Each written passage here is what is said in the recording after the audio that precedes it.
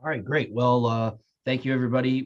I will call to order this morning the meeting of the Community Economic and Community, what committee is this? Economic and Community Development. Economic and Community Development Committee. First thing on the agenda, which I do not have in front of me, is, what do we got, Mark? Rooftop solar panels. Rooftop solar panels. So take it away, Mark. Thank you. Community Planning Development was approached by Alder Energy Systems requesting to place solar panels on the rooftops of the existing Westminster self-storage facility. Currently, solar fields, solar panels aren't listed as a use, either as an accessory or a permitted use in the ordinance. What we do allow as an accessory use, solar panels on a structure, if it's serving just that structure, that house. So typically we see a solar panel for a house or residence, and we do accept that as an accessory structure to that residence, but it's only providing power to that residence. It's not providing extra power out of the house into the system or into the grid. If it was to do that, we would look at that as more of a utility, as its own principal use, because it's not only providing power to the property, it's providing power above and beyond. So with this request is to amend the zoning ordinance and process a text amendment to allow solar panels on rooftops. This might sound somewhat familiar. I think this came to the Mayor and Common Council some years ago about solar energy, but that was more based on fields and ground units, and it touched on rooftops, but it was everything. This is solely just allowing solar panels on the rooftop of buildings as essentially utility. It would be creating power above and beyond use of the property itself. Mr. Chairman? Thank you. Mr. President. Yep. Mark, so is the intent to do this just in certain zones, or how do we plan to apply this?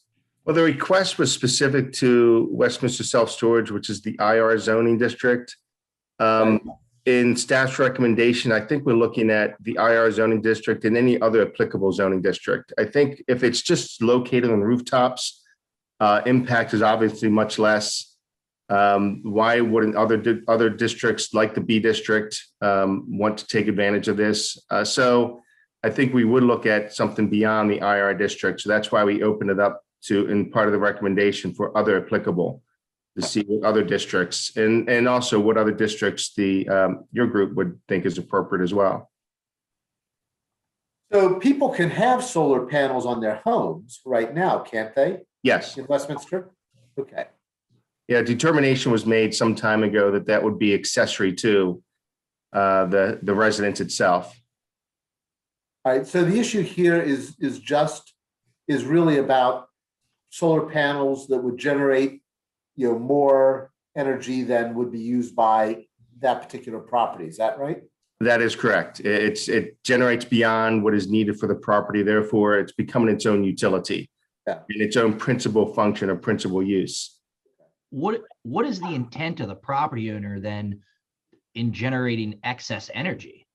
Revenue, right? Revenue, obviously, yeah, it's part of the Maryland Solar, Maryland's Community Solar Pilot Program.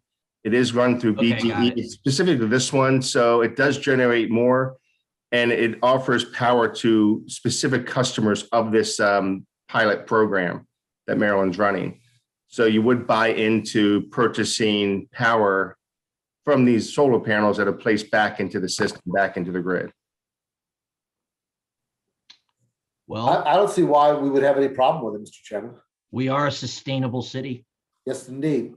And it's good to take solar power and put it back into the grid. Mark, do you have hesitations? About this? Downsides? Look at both sides here. Not at all.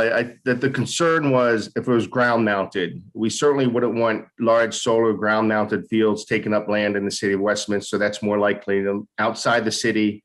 This is on top of buildings. I think it's a great idea. All right. Well, without objection, Mr. Mayor, do you have a Anything to say about this? Yep, I like it. Okay, well, we'll forward a favorable recommendation then to the council. Thank you. Cool. All right, moving along. Mark, what do we have up next here? Nonprofit use. Okay, So in this case, the Department of Community Planning and Development was approached by Shepherd staff. This is an existing use within the city of Westminster. They're operating today at 32 Carroll Street. The use itself is a nonprofit use, and I provided some information as part of the website of what they do. Again, this is similar to the solar panels. This is nonprofit use is not a listed use in the zoning ordinance. So they are operating today as what we would determine as a legally non-conforming use. So they can continue to operate as they are today without any issue. In this case, they want to expand, and want to expand, it makes it more difficult being a non-conforming use to expand a non-conforming use. So what they're asking is to create a non-profit use. This would be another text amendment to, one, make the existing property conforming, so it's no longer non-conforming because it will be allowed in the RS 7500 district, and two, would allow them to expand that use. So the Shepherd staff did provide some draft language for a text amendment. However, staff is concerned that the text amendment is too specific to the subject property. And the city attorney is also concerned that about the ordinance that would confer special benefits on religious uses. If you look at the proposed text amendment that was provided, the draft, this was not created by staff, this was by the applicant. It speaks directly to a church owning the property and a church use and related to church uses, and specifically adjacent to a church property.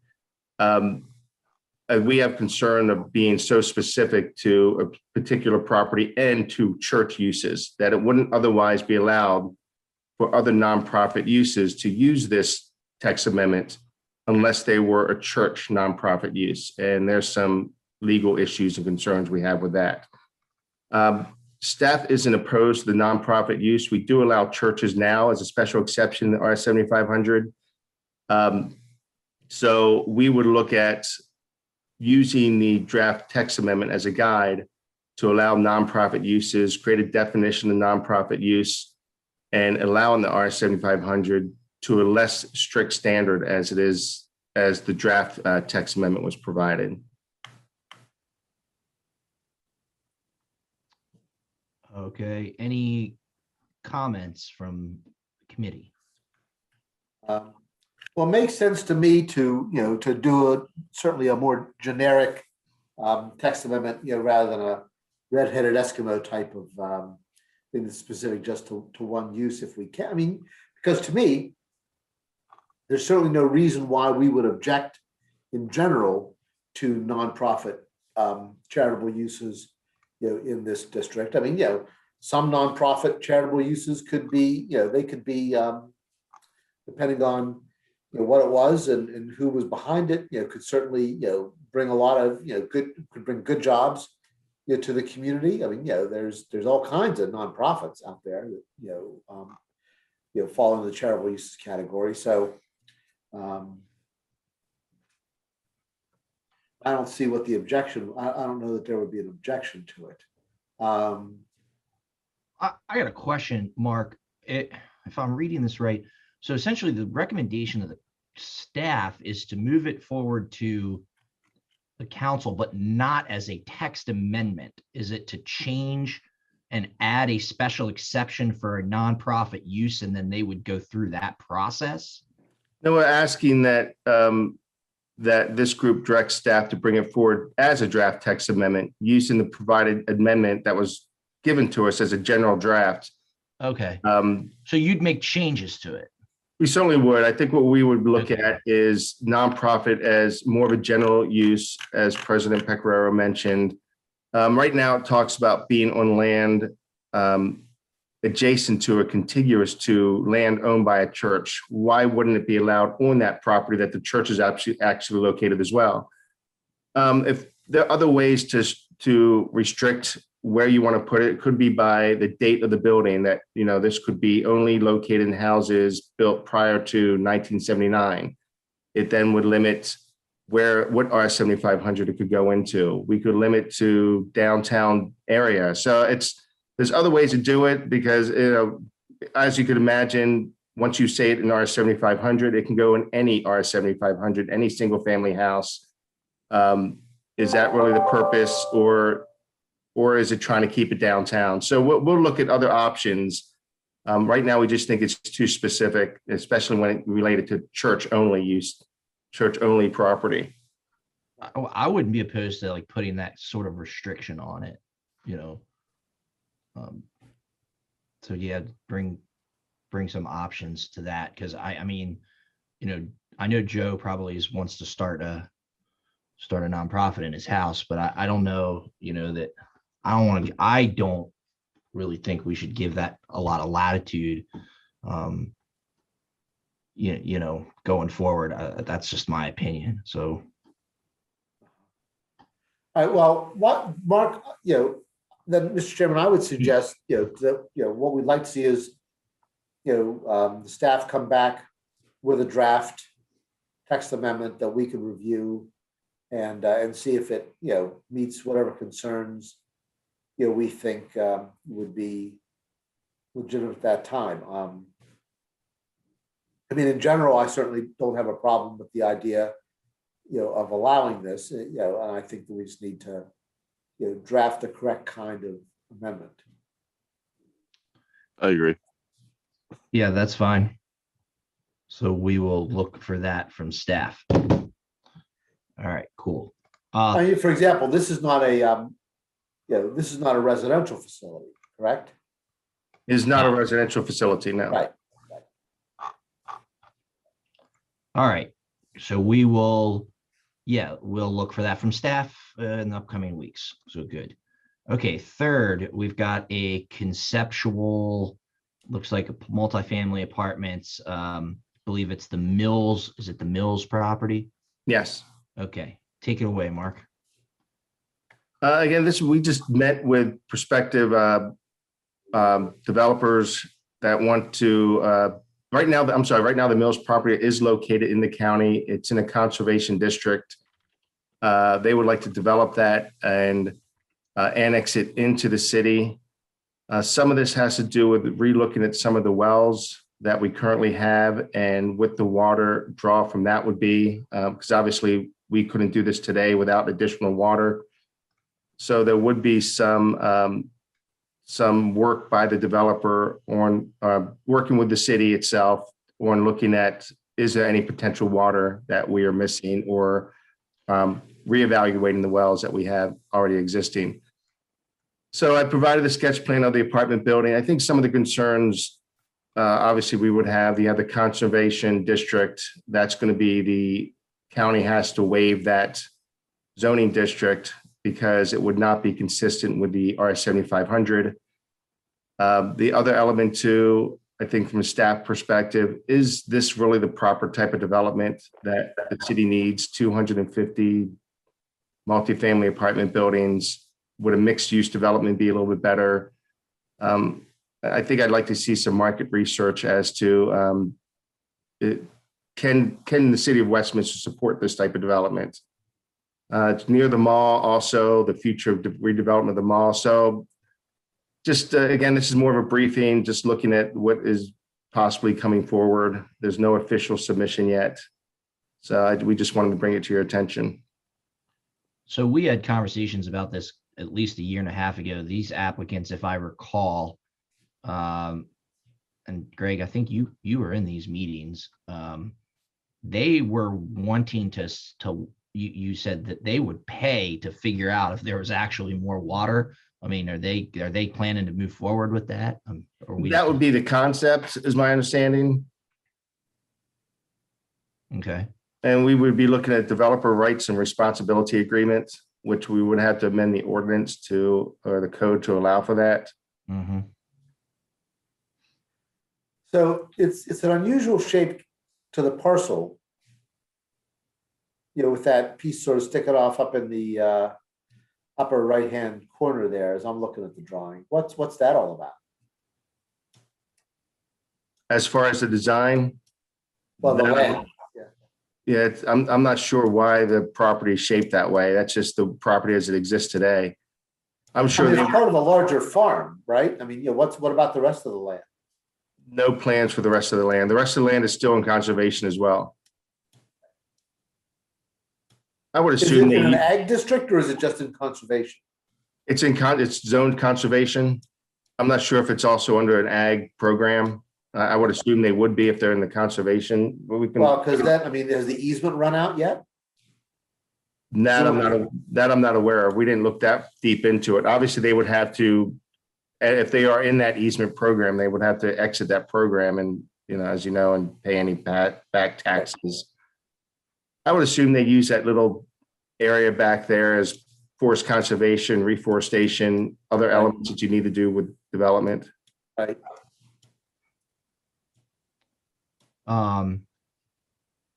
Well, we haven't got the water and Right. it's in the county.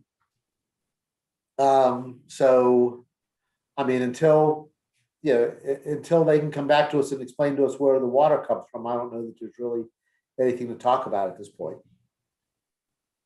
Yeah, I agree. There seems to be a lot of steps that they need to take, to figure out how they would do this. I mean, if they're looking at the did the applicant request that we discuss this, or Mark, did you? No, we did. We met with them and, a big project like this, we thought, again, this is just a briefing. We're not looking for any guidance or feedback. It's just to make you aware of the fact that we've been approached for this type of development. Okay. Joe, you got anything? You want to make any comment, or are you good? No, I'm good. Okay. Yeah. All right. I think you got it spot on. All right. Okay, I think that concludes our agenda. Is that right? Unless there's any other business. I wasn't sure if President Pecoraro or Mayor Dominic had anything else. I thought I guess Barb hasn't joined us yet. I thought you were going to want to discuss that position. Okay. Oh, absolutely. She is on, by the way. Barb is? She's on the 9,000. Oh, I see. She's called in. Okay, there she is. Barb, you could have just walked up the street and come here with me. It would be working a lot better than what it is here at 56 West today. So what we are looking for is changing the current Main Street manager position to a comprehensive planner position to try to help pick up a lot of the work that we're doing. We really need somebody that is more skilled in planning to handle some of the site plans we're getting. We're getting a lot of building permits, as you can imagine, and any other type of planning related applications and work. So what I would see this position, what I've been trying to do with the planners now, Andrea is a comprehensive planner too. She has her role as a planner, but her secondary role is of water allocation. So she has that as a major element of her workload, as well as doing site plans, building permits. Andrew, site plans, building permits as well, but his major role is working directly with BZA, Planning Commission, agendas, and coordinating the commissions. So I would see this new position being also a planner, but also the liaison for the downtown historic district and Main Street, that any projects, plans, site plans, building permits, sign permits would go to this person. They'd be the primary contact for downtown Main Street and development and commercial and establishments.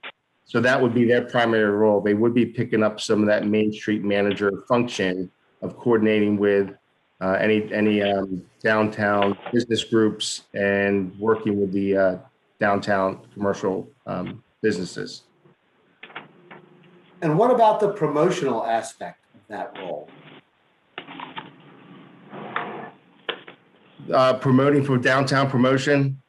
Like Yeah, I mean, yeah, there's economic- as I understand I mean, I think we ought to have a conversation sometime soon, about the whole, Main Street program and its role in, promoting our downtown. I mean, because it's supposed to play, as I understand the program from the state's, perspective, it's supposed to be able to help, promote the downtown and, create activity, amongst the businesses. Now, I know we have a couple of business groups.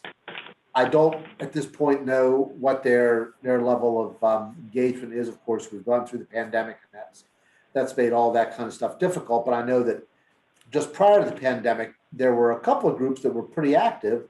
There's one very new one that I know that the mayor has some engagement with, and then there was the traditional group that was pretty active. So I just, I think that, to me, I think that it would be valuable to understand how these groups and the manager of the Main Street program kind of fit together, and how we would envision that going forward if we made these kind of changes.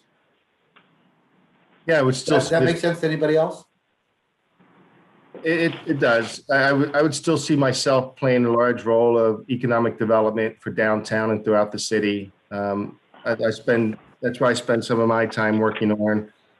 Working with Tammy Palmer, taking over some of the responsibilities for grant funding. I see a better coordination if we have help with Tammy writing grants, working directly with this person. I see us applying for more grants than we normally do beyond just the facade legacy money. I think it would open up some ability for more grant functions, more work being done with downtown businesses. I don't want to lose any of that connection with those groups. I would see this person still being that liaison.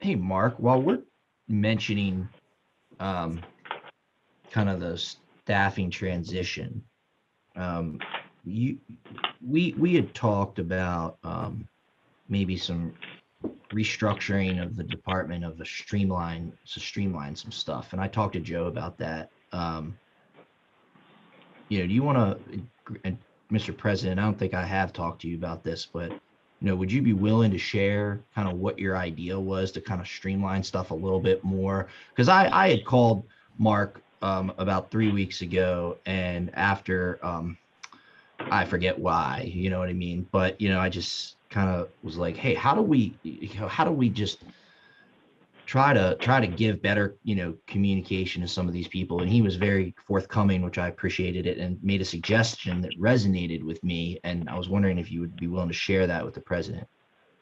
Absolutely.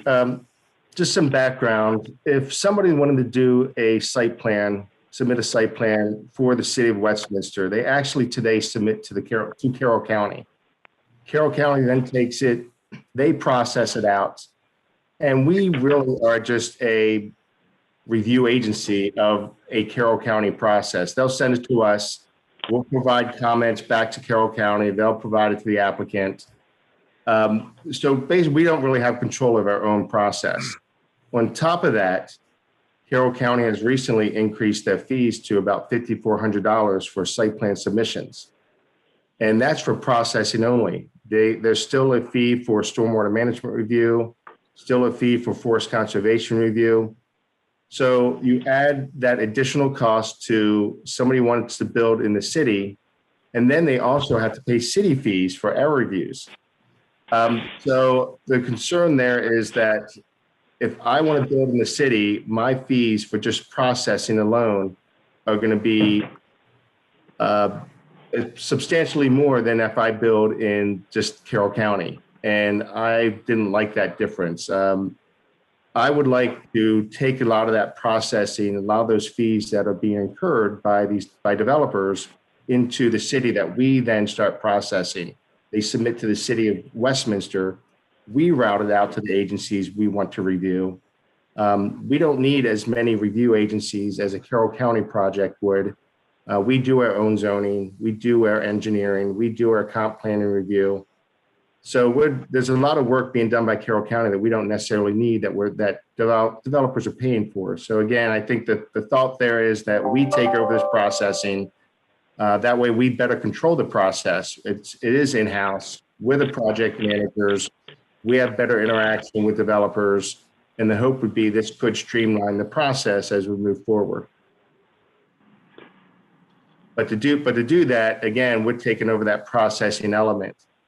So whether we can do that with an individual in-house, which we were thinking about and have reached out to, or would that take an individual, another person on staff to handle this processing of plans? Essentially, right now, the $5,400 that Carroll County increased to is processing only. That's the fee that they've calculated to recapture the staffing just to process a site plan. That's just $5,400.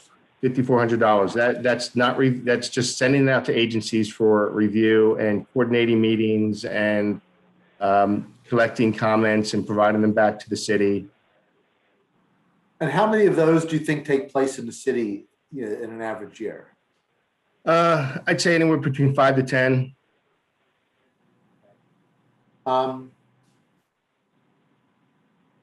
And is this something we can just decide to do on our own? I believe so. I've reached out to Tom Devilbus, because I had questions about the fees. Again, it was that fairness.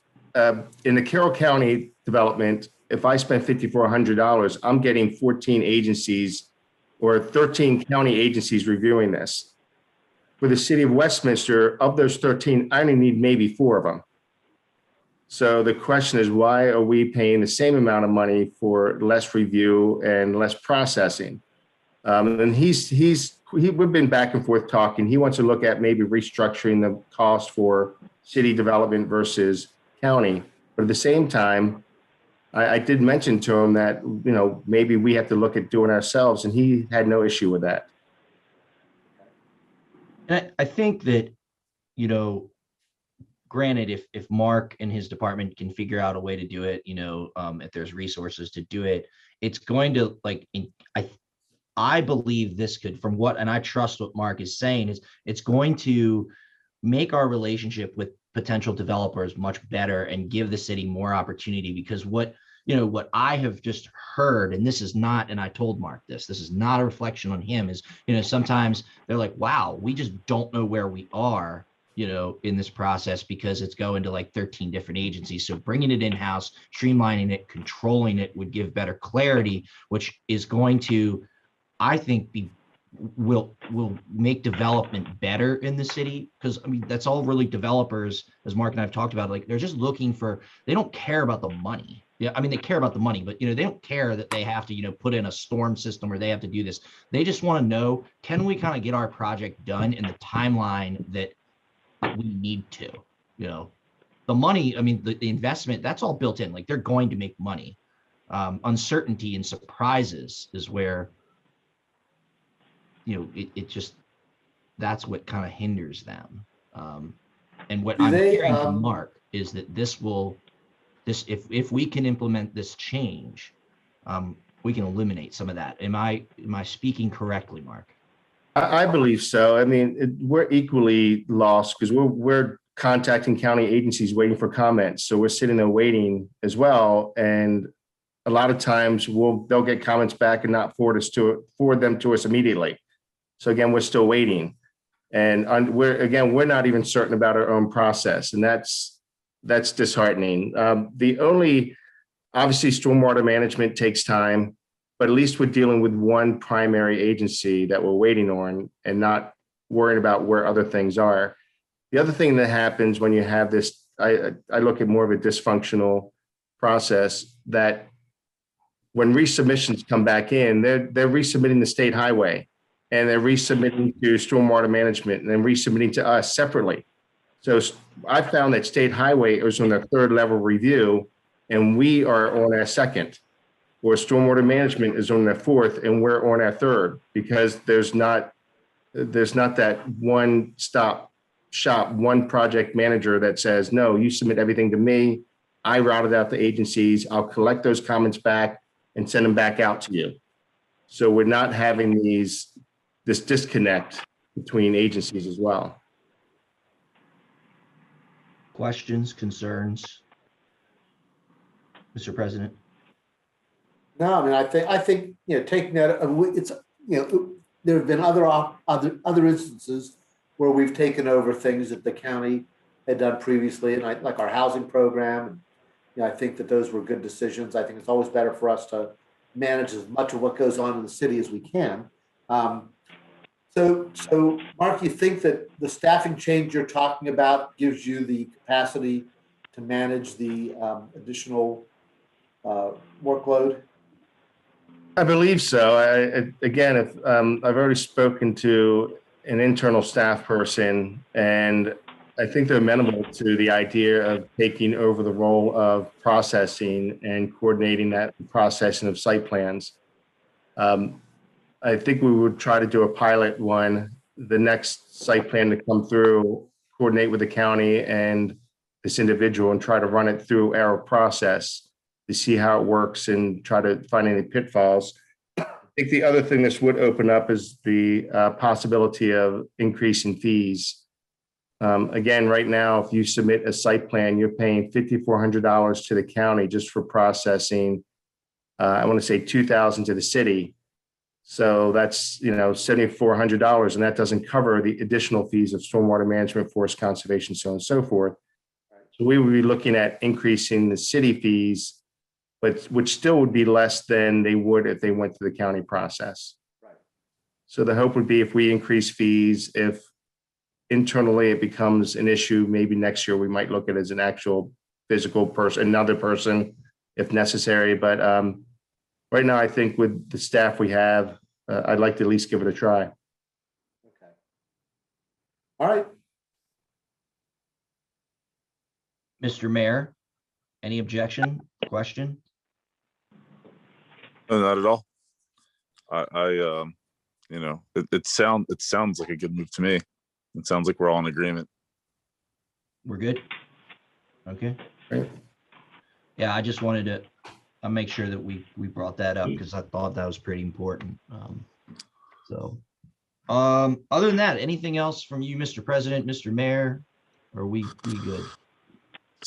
So I would just say that just to kind of go back to the Main Street manager, role of I guess what would be another, if we did make the change to a planner, and they were still having that Main Street manager role, that economic development role, I think it's important to realize kind of our situation in the city, which is, largely hindered by water, right? We know that there, the majority of our economic development hurdles have to do with water and sewer. I think everybody realizes that.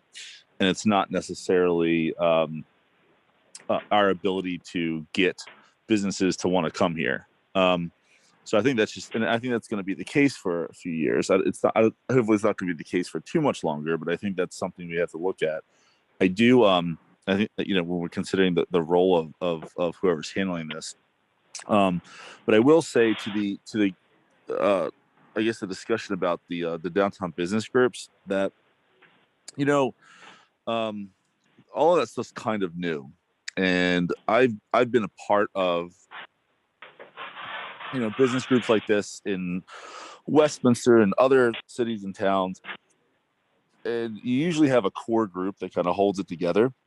And while, the groups here kind of have that, it's a small group. You're talking 2-3 people that are kind of holding it together. And I think that until something gets established that has some real roots to it, the city still needs to play a role and be there kind of as the glue until that takes hold itself. And I think the best way to do that is to be the a support mechanism for that group in Westminster, and then to be there in case it needs more support, and I guess between people taking it over and running with it, because I think it's still fairly early. I wouldn't. It's not a matured group that has a lot of structure. So I would suggest the city still look at that as a role that we may need to play, depending on what happens with those groups while they're still kind of getting established. So that's all I really wanted to say. That was just what was on my mind before you pivoted a little bit, Mr. Chair. So I just wanted to say those things while we make that decision. We should keep those things in mind. And again, I do intend to do that. I think the role of the planner, the added role, is not only do you have the individual that can work with these groups, but also an individual that can handle any of the projects downtown. So again, it's one individual they're coordinating with. If they need a new sign, they know who to talk to, and that person can actually take that sign permit and know the ordinance and coordinate with them for the sign. Development downtown or redevelopment. Again, it's that one-stop shop type of person as well that they're familiar with and can coordinate and work with them for their projects. So I think that's somewhat lacking, that we don't have that person that is more globally capable of helping out downtown.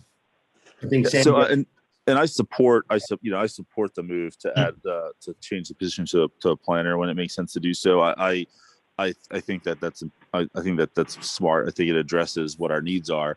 And I guess what I'm saying is in support of that. I will say the one thing that I think we could do that I don't know if we do enough of is, one of the issues I think is, when you have like the big developers come in and they have they hire an attorney, they know the process and they get through it. I think one of the things that we can be more helpful with are these small business owners that when they want to do something, they may need to go through the city, they may need to go through the county, they have to do both.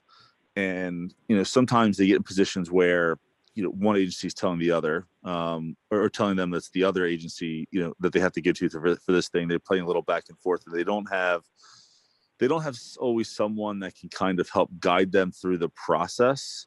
And like someone that sits down and says, because if they come to us, we tell them what they need to do with us, and then they go to the county tells them what they need to do with the county.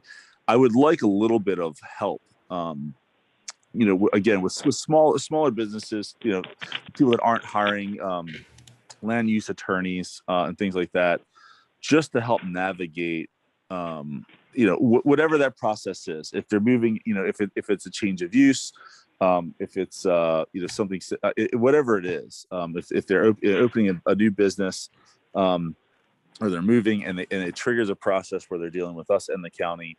There's no one person or one agency that says, okay, this is what you need to do all together.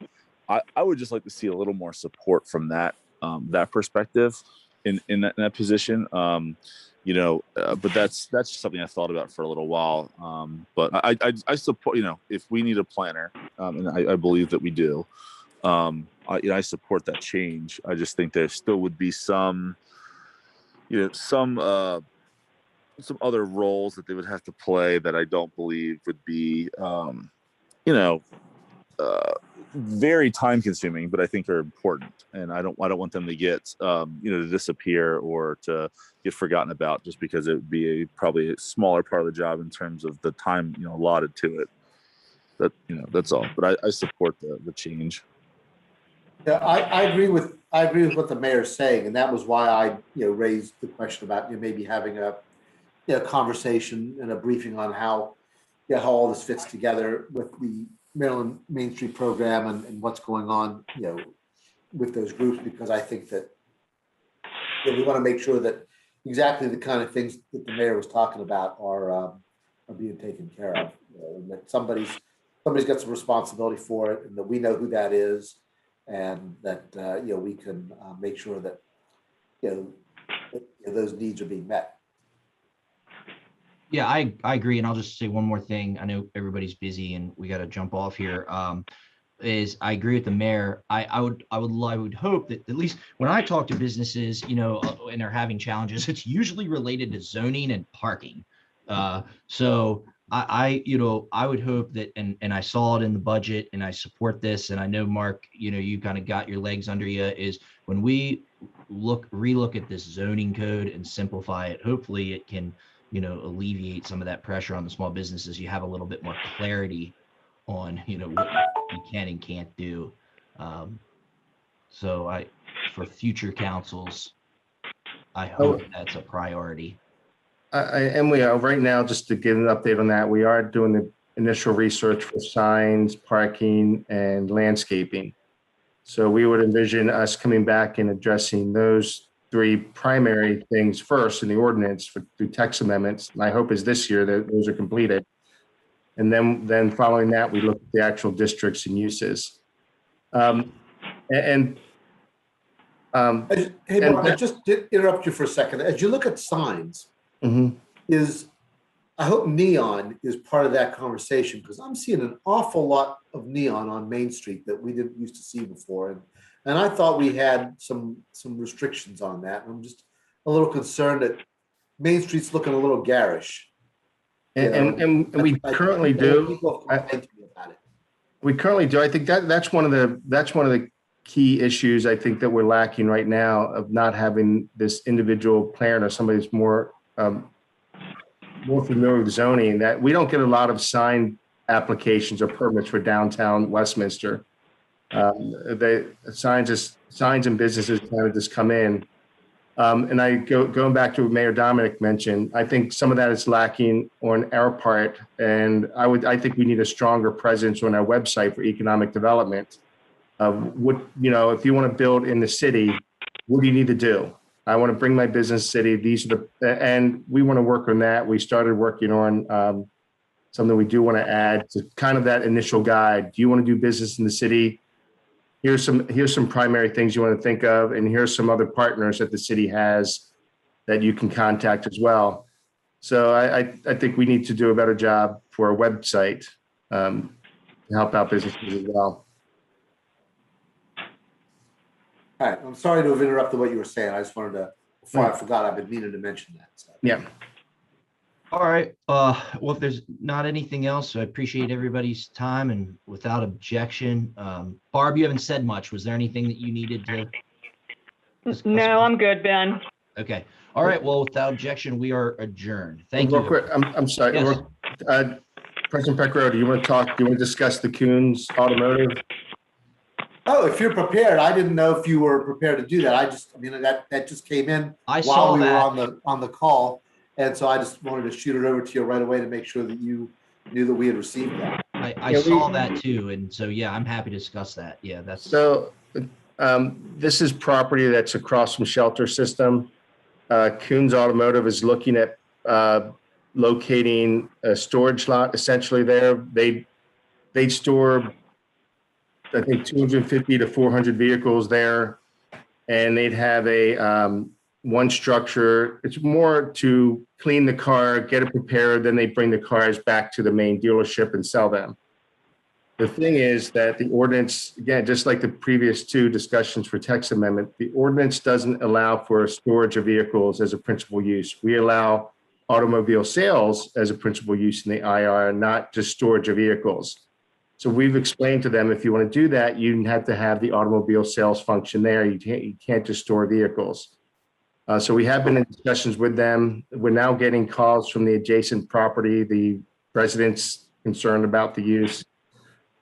So we're just working through the actual use itself. What can they do? We've had a pre-submittal meeting with them. We've explained to them about the ordinance and the limits there for the actual use itself. So that's where we are with the Coons project. Mr. When you say residents, are there residents adjacent to the property that they're planning on using? No, just there's that residential development adjacent to Shelter Systems. I just can't think of the residential development that's there. It's where Joe lives, Meadow Creek. Yeah. Oh. So I don't know how the word got out that Coon wants to come in there, but somehow it has leaked, and Well, there's concern. I'm pretty sure I know how it did, but It's the first I've heard of it, so I didn't know. So the applicant, I've had some discussions. they're, as they said in their letter, they says, well, this would be much better than basically putting up another shelter systems, because I mean, Joe, you live there, the residents the noise, because shelter systems, I think, is like 24/7, so they're kind of positioning themselves as, hey, we're the savior here, because we're not going to have, as big of an impact as something else that could be built there. My question, Mark, is because they said that they're going to like clean the cars and maybe get them ready to be sold. All right. So they could be, I don't know if they're going to be doing any work on them. Who knows? Maybe they're tightening up lug nuts or something. But what about the auto manufacturing, use of that? We looked at that too, and we looked at multiple uses. I've met with John McGuire about this. It's when you look at the definition, manufacturing for automobiles, there's the manufacturing components. They're not manufacturing cars; they're just cleaning cars and preparing cars. The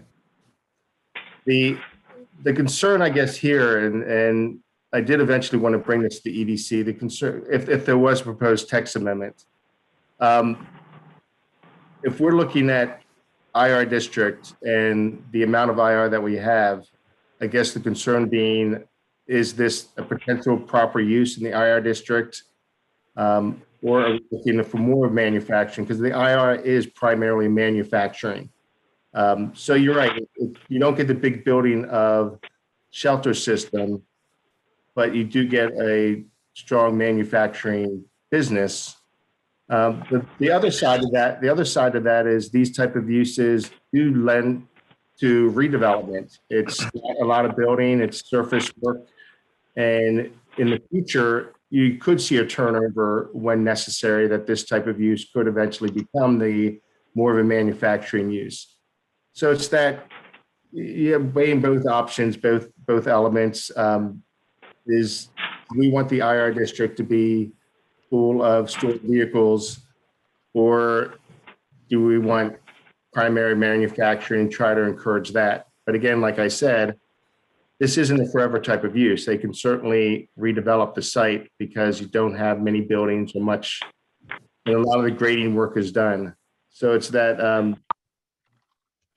one of those issues that I did want to bring before the EDC. Well, I guess we'll just kind of wait to see what they bring forth, because they haven't submitted really anything yet for a text amendment. We've essentially said it doesn't fit in the zoning. Yeah, exactly. Okay. So I guess we'll just, any thoughts on that, Mr. President? Just, you've been around a while, Yeah.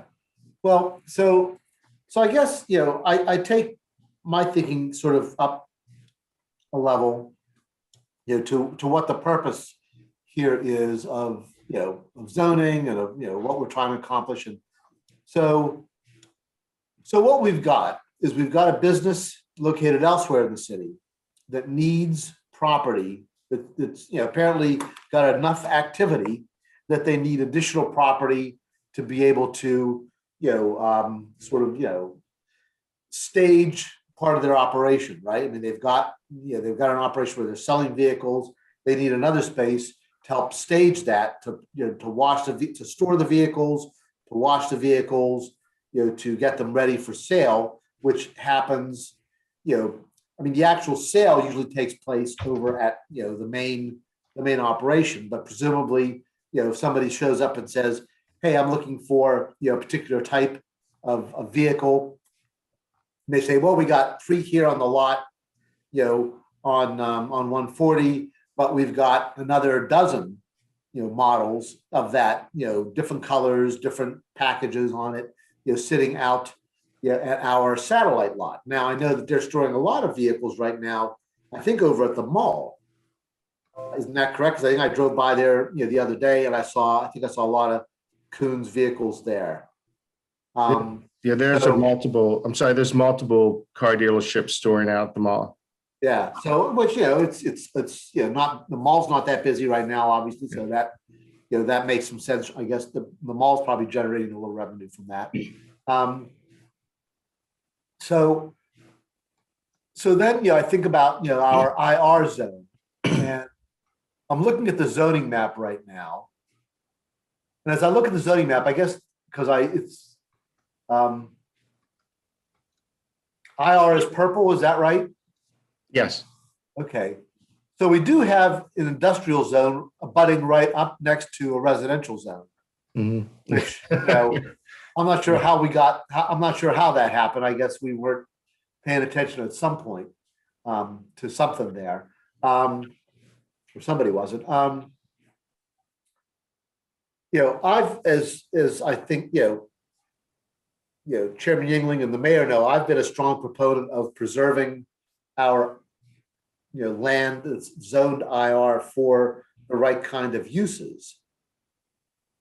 Because, we have a limited amount of that, and, presumably, the hope is that IR land is going to be land that creates, good jobs that for people, here in Westminster. So, I guess the question is, to me, two things. One is this land right next to the neighborhood appropriate as IR anymore now that the neighborhood is there?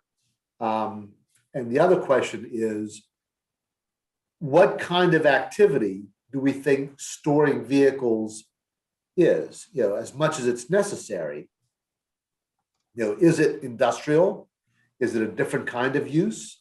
Is it a use that's more compatible next to a neighborhood than, a real industrial use? I mean, you don't want to have iron smelting going on next to, residential housing, or whatever else you're allowed to have there. So I think that, I mean, I don't know. I haven't had a chance to carefully read the letter, and so I don't know the details of this. I just, as I look at the bigger picture, I'm just wondering, about what the smart choices for us to make here are that would make sense for the adjacent neighborhood, make sense for a active business in the city, and make sense for the city's tax base.